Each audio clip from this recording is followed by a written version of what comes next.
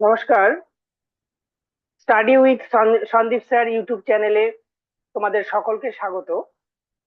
আজকে আমরা যে বিষয়টা নিয়ে আলোচনা করব সেটা হলো গৌড়বঙ্গ ইউনিভার্সিটির আন্ডারে যে এনইপি 4 ইয়ার্স হিস্ট্রির যে সিলেবাস রয়েছে, সেই সিলেবাসের মধ্যে যে পেপারগুলো রয়েছে, অর্থাৎ MC1, MC2 এবং আদার্স যে পেপারগুলো রয়েছে, তার মধ্যে কি কি রয়েছে সিলেবাসে, তার ডিটেলস নিয়ে আমি আজকে আলোচনা করব। তোমাদের যদি ভিডিওটি ভালো লেগে থাকে তাহলে অবশ্যই লাইক করবে, শেয়ার করবে এবং চ্যানেলটিকে সাবস্ক্রাইব করবে। সবার ফার্স্ট আমরা জেনে নেই, তোমরা এর আগে আমি একটা ভিডিও আপলোড করেছিলাম এই চ্যানেলে। সেখানে আমি বলেছিলাম যে পেপারগুলো কি কি রয়েছে এবং কোন পেপারের মার্কস কত রয়েছে। আজকে আমরা জাস্ট সেই জায়গাটা থেকে আমি ইন্ট্রোডিউস করছি। যারা আহ, আগের ভিডিওটি দেখোনি সেই আগের ভিডিওটি দেখে নেবে এবং তারপরেই এই ভিডিওটি দেখবে, তাহলে একদম ক্লিয়ার হয়ে যাবে। দেখো, ফার্স্ট অফ অল, গৌড়বঙ্গ ইউনিভার্সিটির আন্ডারে হিস্ট্রি মেজর কোর্স, 4 ইয়ার মেজর কোর্স গ্রাজুয়েশনের জন্য যে সিলেবাস রয়েছে, সেখানে যে পেপারগুলো রয়েছে, পেপারগুলোর মধ্যে রয়েছে MC1 হিস্ট্রি মেজরে, MC1, MC2, ACC, MNC, MDC, AEC এবং VSC। আজকে আমরা বেসিক্যালি হিস্ট্রি রিলেটেড যে পেপার, তার মধ্যে তোমাদের MC1, MC2 এই দুটো হিস্ট্রি রিলেটেড, ACC এটা হিস্ট্রি রিলেটেড পেপার রয়েছে, অর্থাৎ সম্পূর্ণ যে হিস্ট্রি সিলেবাস সেটা এখানে রয়েছে। MNC তে তোমরা আগের ভিডিওতেও আমি বলে দিয়েছি, MNC পেপারে তোমাদের যেটা রয়েছে, অর্থাৎ MNC যাদের হিস্ট্রি 4 ইয়ার্স মেজর, যাদের হিস্ট্রি নয় অন্য সাবজেক্ট রয়েছে, যাদের মাইনর হিসাবে হিস্ট্রি রয়েছে, তাদের এই সিলেবাস, এটা নিয়েও আমি আলোচনা করব। এবং এমডিসি কিছু সাবজেক্ট রয়েছে, সেগুলোর মধ্যে থেকে বেছে নিতে হবে। এমডিসি নিয়ে আলাদা ভিডিও হবে, এইসি এবং ভিএসসি। আজকে আমরা যে বিষয়টা আলোচনা করব সেটা হচ্ছে MC1, MC2, ACC1 এবং MNC1। তাহলে ফার্স্ট আমরা চলে যাই MC1, অর্থাৎ যে পেপারটার নাম history of India pre history to 6th century BC। এই অংশে আমাদের কি বিষয় নিয়ে পড়তে হবে তার ডিটেলস আলোচনা রয়েছে। ফার্স্ট দেখো, MC1 যে পেপারটার নাম কি, হিস্ট্রি অফ ইন্ডিয়া, অর্থাৎ এই পেপারটাতে তোমাদের ইন্ডিয়ান হিস্ট্রি পড়তে হবে। কোথা থেকে? প্রি হিস্ট্রি থেকে 6th century BC। দেখো, প্রি হিস্ট্রি থেকে 6th century BC, pre history বলতে কি বোঝায়? দেখো, হিস্ট্রির অ্যানসেন্ট হিস্ট্রিকে আমরা যদি দেখি তাহলে প্রি হিস্ট্রি রয়েছে, প্রোটো হিস্ট্রি রয়েছে এবং হিস্টোরিক এজ আমরা ভাগ করে থাকি। প্রি হিস্ট্রি অর্থাৎ সেই টাইমটা যে সময়ে ইতিহাস জানার জন্য আমরা কোনো লিখিত উপাদান পাই না। বুঝতে পেরেছো? মানুষ যখন লিখতে জানতো না বা লিখিত কোনো উপাদান নেই, সেই টাইমটাকে বলা হয় প্রি হিস্ট্রি। প্রোটো হিস্ট্রি কোন টাইমটা? যে টাইমে মানুষ লিখতে জানতো কিন্তু সেই লেখা উদ্ধার করা যায়নি, সেটা হচ্ছে প্রোটো হিস্টরিক ফেজ।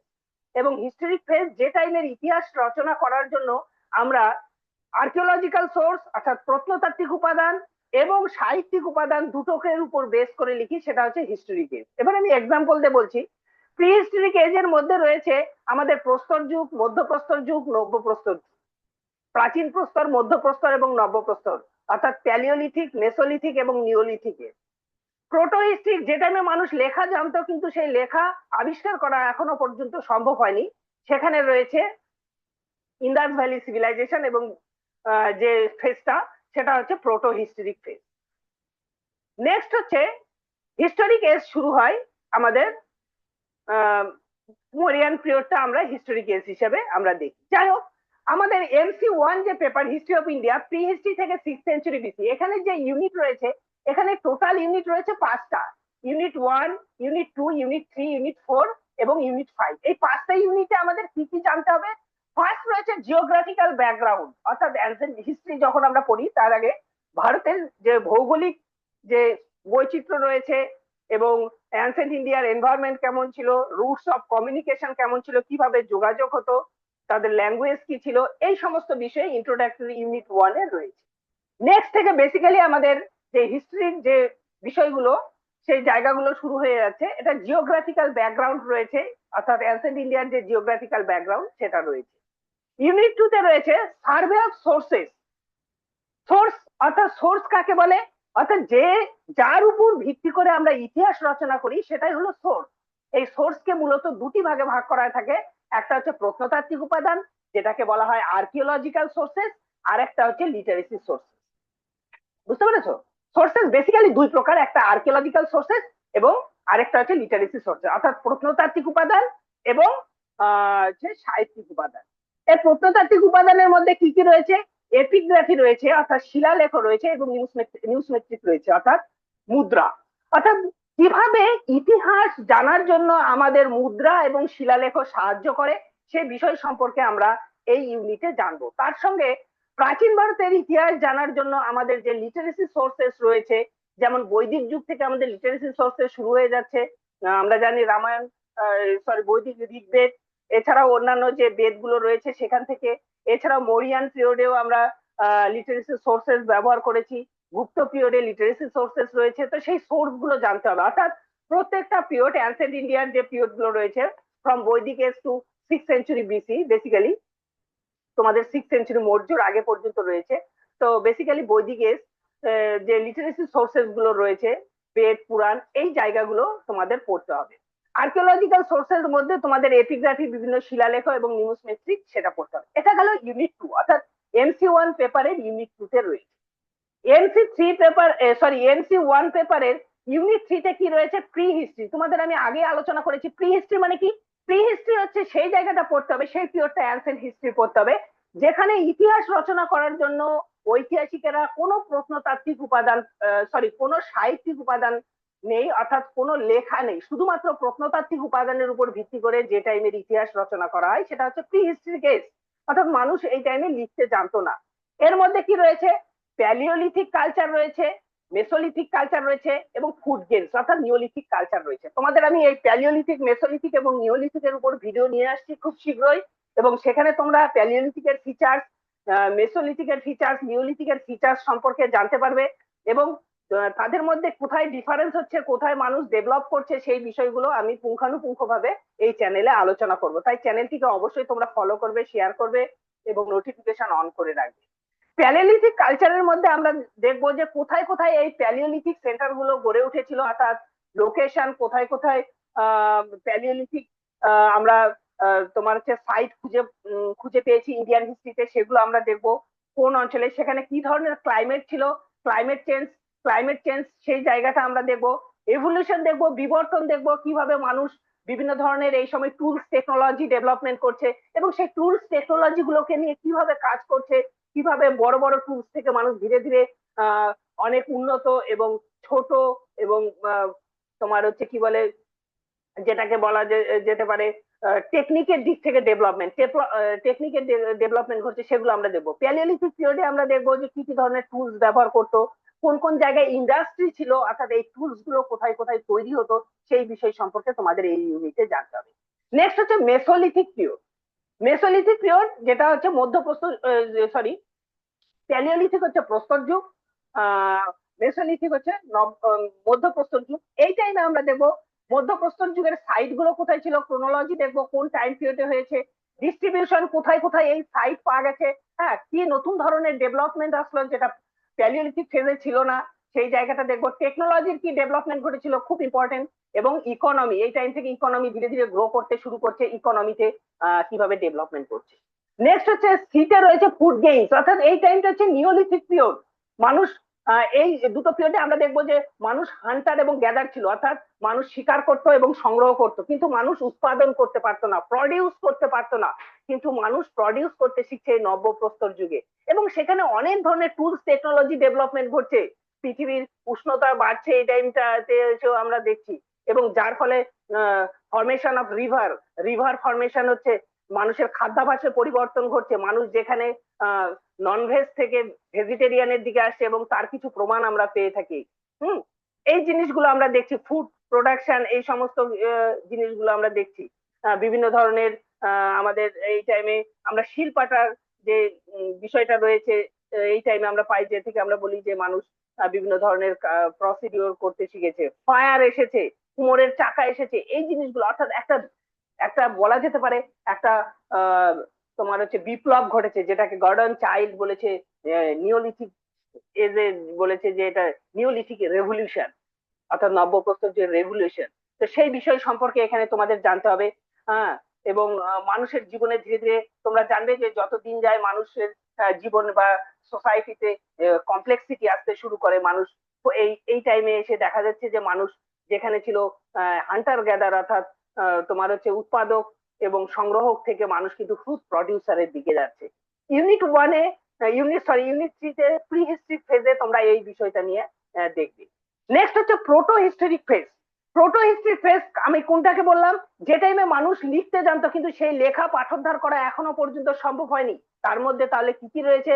বিভিন্ন ধরনের, বেসিক্যালি এই টাইমে যে সিভিলাইজেশনটা ডেভেলপমেন্ট আমরা ধরি বেসিক্যালি ইন্ডিয়ান হিস্ট্রিতে, সেটা হচ্ছে হরপ্পান সিভিলাইজেশন। এছাড়াও কিছু কিছু চালকোলিথিক ভিলেজ আমরা পাই এই টাইমে, ছোট ছোট কালচার গুলো আমরা দেখতে পাই, যেটাকে তাম্রপ্রস্তর যুগের সভ্যতা আমরা বলে থাকি। অহর কালচার রয়েছে এবং এটসেট্রা, বিভিন্ন গুজরাট, মালওয়া এই অঞ্চলগুলোতে বিভিন্ন ধরনের ছোট ছোট আমরা তোমার হচ্ছে কালচার গুলো ডেভেলপমেন্ট ঘটেছিল, সেগুলো আমরা দেখতে পাই। বেসিক্যালি এই টাইমে আমরা নর্থ ইন্ডিয়াতে যদি দেখি যে সিভিলাইজেশনটা সবচেয়ে বেশি গুরুত্বপূর্ণ প্রি হিস্ট্রি পিরিয়ডে, সেটা হচ্ছে হরপ্পান সিভিলাইজেশন।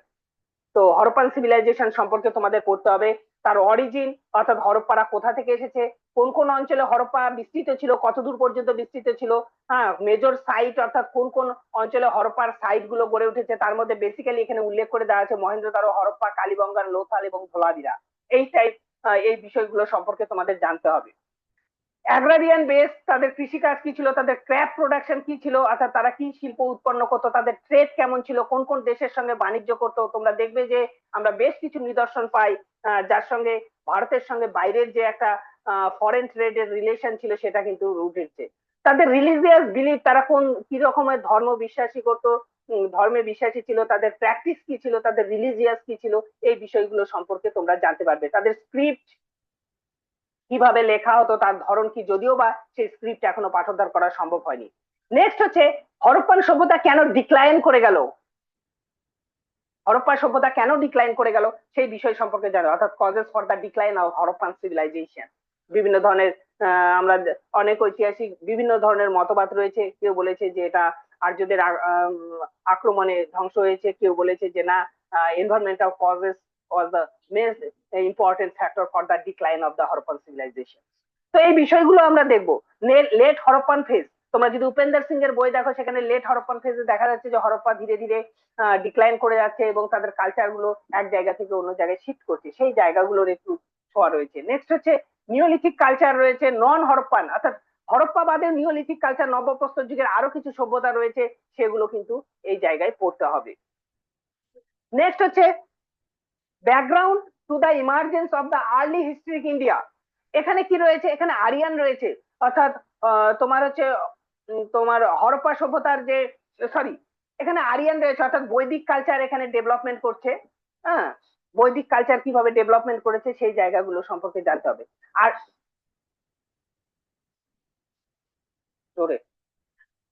আরিয়ান কালচার হচ্ছে হরপ্পা সভ্যতায় আমরা যে বিষয়গুলো দেখেছি, দেখো ইমার্জেন্স যে হরপ্পার পরবর্তীকালে যে সভ্যতাটা আমাদের ডেভেলপমেন্ট করছে সেটা হচ্ছে আর্লি হিস্টোরিক। আমরা ইন্ডিয়ায় আমরা যে বিষয়টা দেখছি সেটা হচ্ছে আরিয়ানদের ডেভেলপমেন্ট, অর্থাৎ ইন্দাস ভ্যালি সিভিলাইজেশনের পরবর্তীকালে যে সিভিলাইজেশনটা ভারতে ডেভেলপমেন্ট করে সেটা হচ্ছে বৈদিক সিভিলাইজেশন। তো সেখানে দেখতে হবে যে বৈদিকদের যে মেন যারা ছিল তাদের মধ্যে ছিল আরিয়ান, এবং আরিয়ানদের কি কি প্রবলেমের সম্মুখীন হয়েছিল, তারপর তাদের অরিজিনাল হোমল্যান্ড কি ছিল সেটা সম্পর্কে জানতে হবে। স্প্রেড অফ আরিয়ান, আরিয়ানরা কোথায় গিয়েছিল, এবং আরিয়ানদের দ্বারা লেখা অর্থাৎ আর্যদের লেখা রামায়ণ, মহাভারত, তাদের ইতিহাস এবং তৎকালীন সমাজ ও সোসাইটি জানতে রামায়ণ এবং মহাভারত কতটা গুরুত্বপূর্ণ সেটা গুরুত্বপূর্ণ জানবে। যেহেতু এটা হিস্ট্রির দিক থেকে আমরা আলোচনা করবো, হিস্ট্রি সিলেবাস, রামায়ণের আমাদের দেখতে হবে সমাজ এবং সোসাইটিতে এর কি ভূমিকা রয়েছে, মহাকাব্য দুটোর কি ভূমিকা রয়েছে, সেখান থেকে আমরা কি জানতে পারছি সেই জায়গাটায় এখানে আলোচনা রয়েছে। নেক্সট হচ্ছে society with the special reference to the varna system. Varna system তোমরা জানো ঋগ্বেদের দশমণ্ডলের পুরুষ সূক্তে কি বলা হয়েছে, যে বর্ণা সিস্টেমের কথা বলা হয়েছে, অর্থাৎ ব্রহ্মার মুখ থেকে ব্রাহ্মণের জন্ম, তার বাহু থেকে ক্ষত্রিয়ের জন্ম, হ্যাঁ, তারপর হচ্ছে পদযুগল থেকে শূদ্রের জন্ম, উদর থেকে বৈশ্যের জন্ম। তো এই যে বর্ণা সিস্টেমের ডেভেলপমেন্ট এবং সোসাইটিতে যে একটা হায়ারচিক্যাল অর্ডার, অর্থাৎ উঁচু নিচ ভেদাভেদ সেটার যে সেই বিষয়গুলো দেখতে হবে।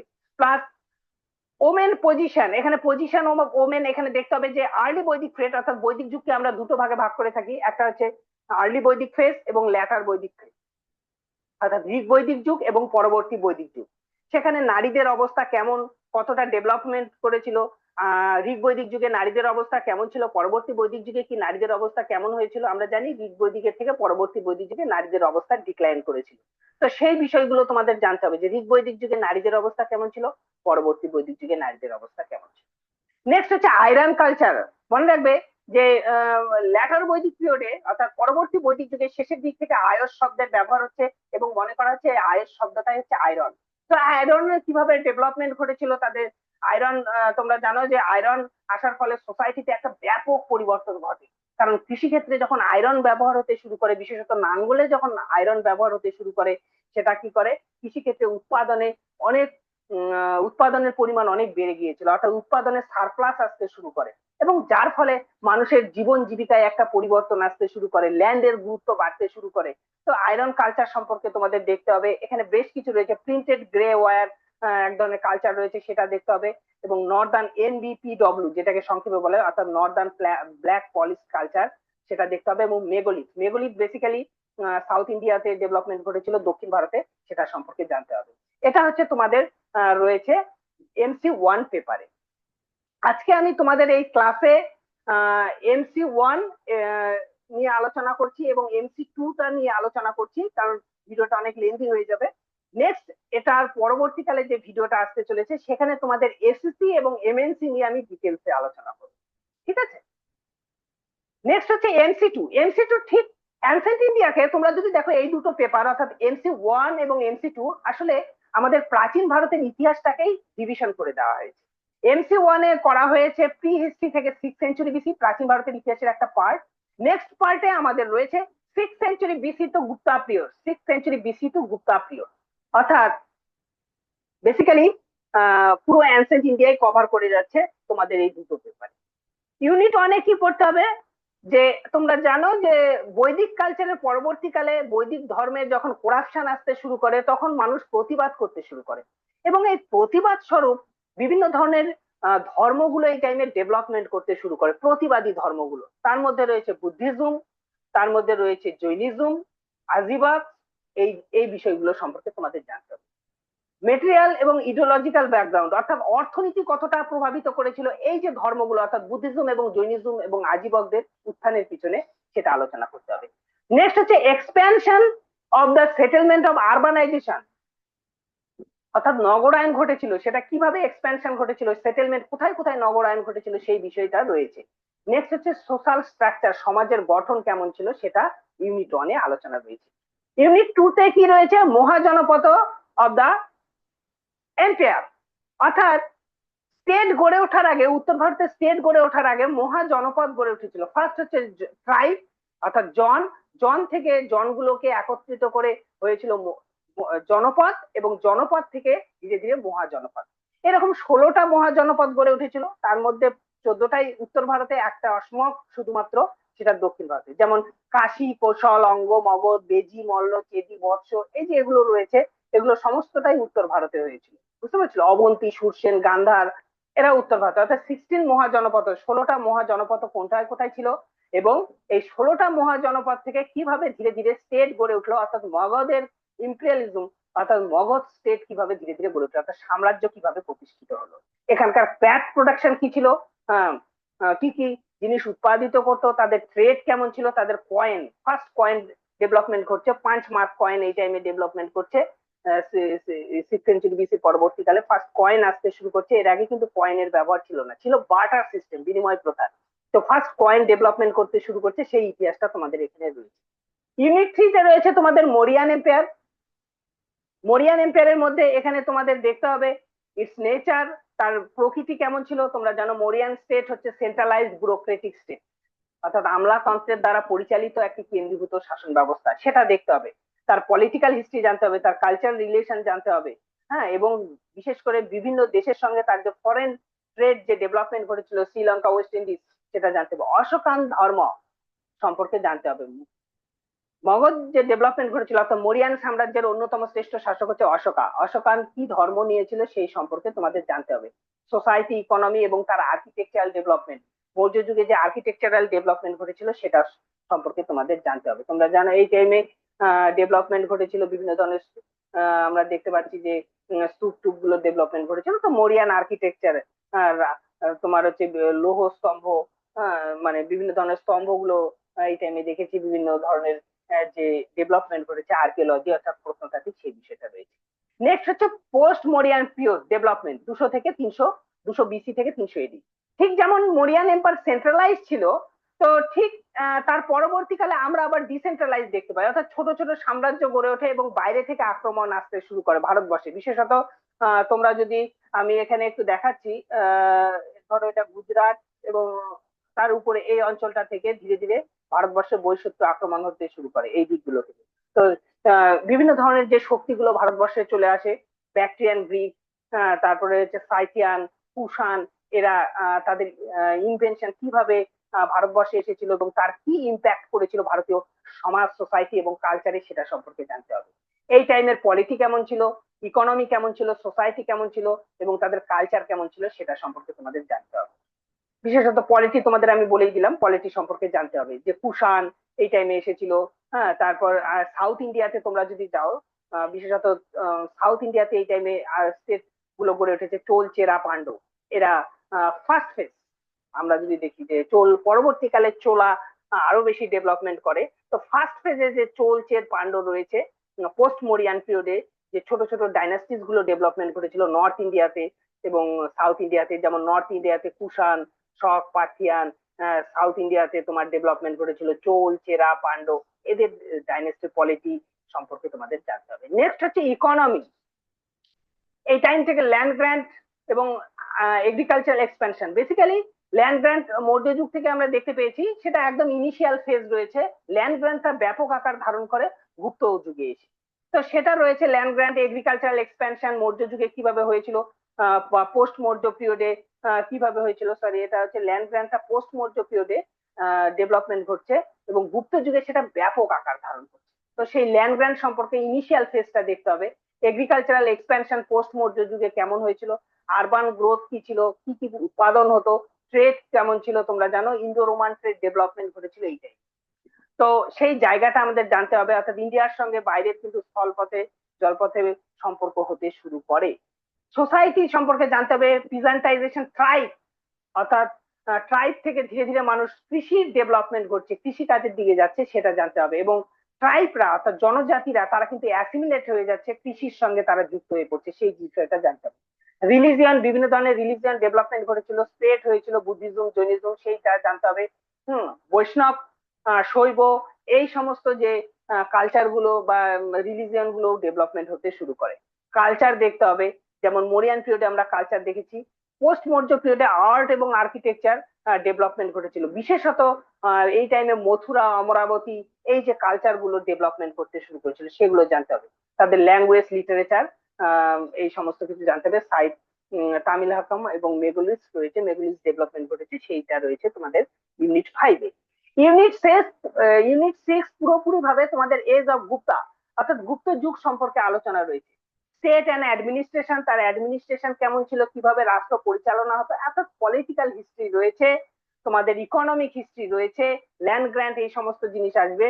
পলিটিক্যাল হিস্ট্রির মধ্যে তোমাদের অ্যাডমিনিস্ট্রেটিভ ইনস্টিটিউশন, কিভাবে রাষ্ট্র পরিচালিত হতো, সেন্ট্রাল, প্রভিন্সিয়াল এবং লোকাল, সেই বিষয়গুলো আলোচনা হবে। সোশ্যাল এবং ইকোনমিক চেঞ্জের মধ্যে আমাদের দেখতে হবে আরবান প্যাটার্ন সম্পর্কে আমাদের জানতে হবে, তাদের অ্যাগ্রারিয়ান স্ট্রাকচার সম্পর্কে জানতে হবে, কয়েন ডেভেলপমেন্ট করেছিল, গোল্ড কয়েন, কারেন্সি সিস্টেম, এই টাইম সম্পর্কে আমাদের জানতে হবে। কালচারাল ডেভেলপমেন্ট, গুপ্ত যুগকে তোমরা জানো সুবর্ণ যুগ বলা হয়। এই টাইমে art, science, architecture, sculpture, painting, অর্থাৎ সমস্ত ক্ষেত্রে আমরা একটা ডেভেলপমেন্ট দেখেছি। তো সেটা দেখতে হবে। নেক্সট হচ্ছে পরবর্তীকালে গুপ্তদের বেশ কিছু ডাইনাস্টিস এই টাইমে ডেভেলপমেন্ট করতে শুরু করে ল্যাটার গুপ্ত পিরিয়ডে, গুপ্ত ডিক্লাইন হওয়ার পর। তার মধ্যে বাখাটাক্স, তোমার হচ্ছে শশাঙ্ক, হ্যাঁ, এই জিনিসগুলো আমরা ল্যাটার গুপ্ত পিরিয়ড অর্থাৎ পোস্ট গুপ্ত পিরিয়ডে ডেভেলপমেন্ট হতে শুরু করে, তোমাদের জানতে হবে। এই গেল তোমাদের MC1 এবং MC2 পেপার, অর্থাৎ পুরো অ্যানসিয়েন্ট হিস্ট্রি তোমাদের রয়েছে সেমিস্টার 1-এ। যারা 4 ইয়ার্স মেজর হিস্ট্রি নিয়েছো তাদের মেজর কোর্সে যে দুটো পেপার রয়েছে সেই দুটো পেপারের সিলেবাস আমি ডিটেলসে আলোচনা করলাম।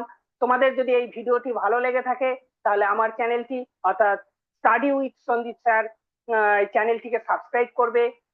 তোমার হচ্ছে ভিডিওটিকে লাইক করবে এবং শেয়ার করবে, এবং তোমরা যদি শেয়ার করো লাইক করো যদি ভালো লেগে থাকে আমি আম, তোমাদের কাছে আরো বেশি বেশি ভিডিও নিয়ে আসবো এবং প্রত্যেকটা ইউনিট ধরে ধরে তার মধ্যে কি রয়েছে সেগুলো নিয়ে আলোচনা করব। আজকের ক্লাস এই পর্যন্তই। তোমাদের যদি ভিডিওটি ভালো লেগে থাকে তাহলে অবশ্যই শেয়ার করবে। সকলকে ধন্যবাদ জানিয়ে আজকের ক্লাস আমি এখানেই স্টপ করছি।